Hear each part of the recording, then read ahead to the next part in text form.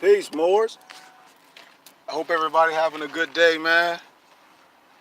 I always like to high cap and always go over the lectures that I share with my brothers and sisters. We had a beautiful Sunday school history lesson today, man, and I always tell brothers and sisters, when you study from a scholarly peer-reviewed perspective, you never have to argue, and you never get into connotated, arbitrary explanations of things. Peace, bro. Peace, Mo. Peace, my brother.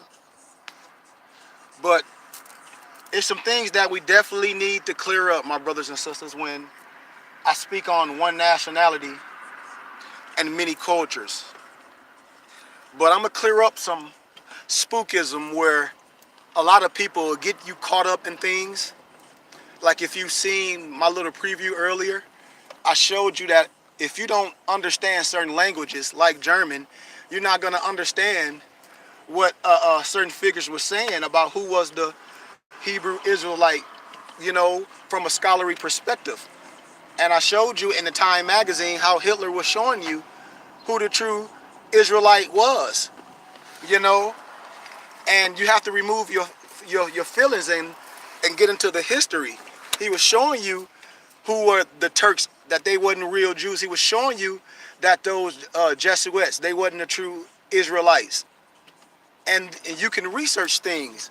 And so today at our history lesson, man, I want you to get your pens and research things, and I want you to listen to me. I want you to research things so you can understand how to navigate on this earth plane. So let me roll my window up, man. I want you to hear this. I want my brothers to hear this. So it's a book by Arthur Koestler, and it's called The 13th Tribe, Moors. It's called The 13th Tribe. And if Moors don't know what that history is about, I really, really want you to research it, because in that research, in the thesis, it's recorded that the Ashkenazi Jews are not descendants from the historical Israelites of antiquity, but from Khazars, Moors, a Turkic people, Moors, originating and populating an empire north and between the Black Sea and the Caspian Sea. Koestler's hypothesis is that the Khazars Moors, who converted to Judaism in the 8th century, they migrated westwards into the current Eastern Europe, Moors. That area is the Ukraine, Poland, Belarus, Lithuania, Hungary, Germany in the 12th and the 13th centuries, when the Khazars Empire was collapsing, Moors. Also, do we know the automotive industry? If we understand Henry Ford, and Henry Ford wrote a book, it's called The International Jew. It's called The International Jew, Moors. And what that science is detailing, Henry Ford, the automotive industry, Henry Ford.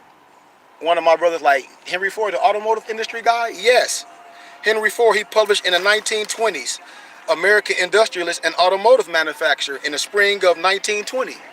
Ford, he spent over $5-6 million more of his own money, proving that the so-called Jews are not the real Jews.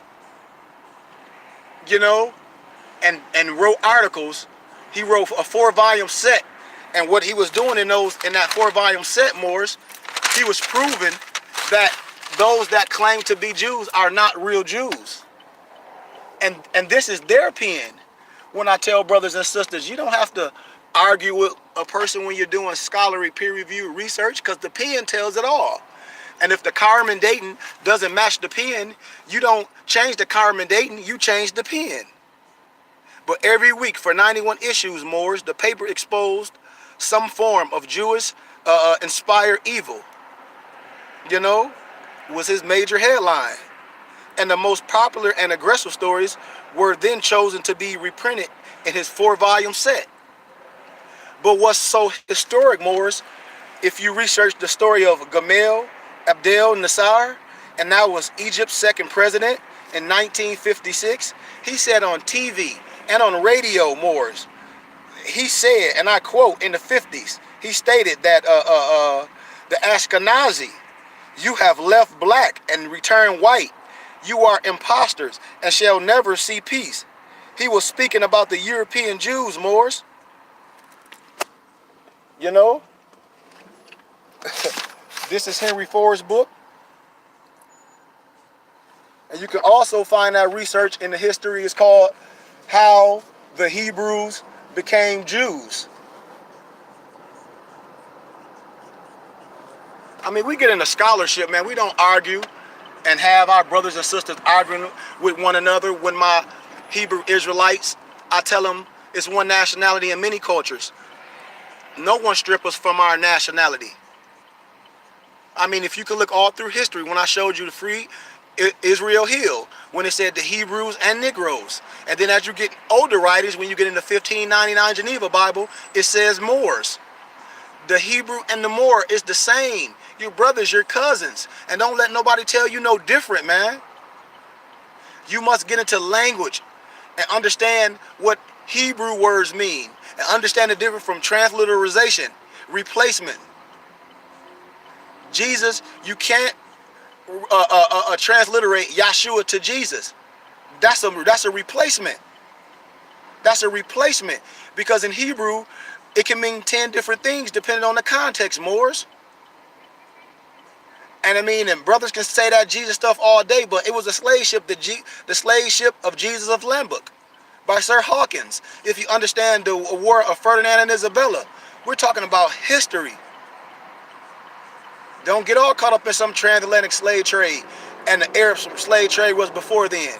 Europeans was in slavery as well. When you research white cargo, and they were white and they were slaves. So we get into real historical stuff, and we understand who we are on this earth plane. More science is a holy and divine creed. You're not Negro, black, or colored. You have a nationality. And yes, black is beautiful, but it's not a nationality, Moors. I love you all, family. Love, truth, peace, freedom, justice, my 2 cents, health, and wealth. And Moors, you don't want to miss our history lecture tomorrow. It's going to be at 3 o'clock. Also, our lecture is going to be in July, coming up in my hometown in Flint, Michigan. We're going to do one in Flint, and we're going to do one in Detroit at the YMCA, Moors. If any of my brothers and sisters want to log on, all you have to do is download our office number to your phone and download the Cash app to your phone. Donate $20 to our organization. I will send you the link for you can log on and watch the lecture. But with that $20 donation, I will ship you one of the copies of our books that we gathered and compiled. So you get something with it. We asking for a $20 donation. A suggested donation. A donation means an offering. You don't have to give it. My lectures are free. But I asked for a $20 donation, and you would be able to get some of our literature. And I also will have a list there of all other books that we gathered and compile and we print or we order for cheaper prices for our brothers and sisters. I love you all, Moors. Peace.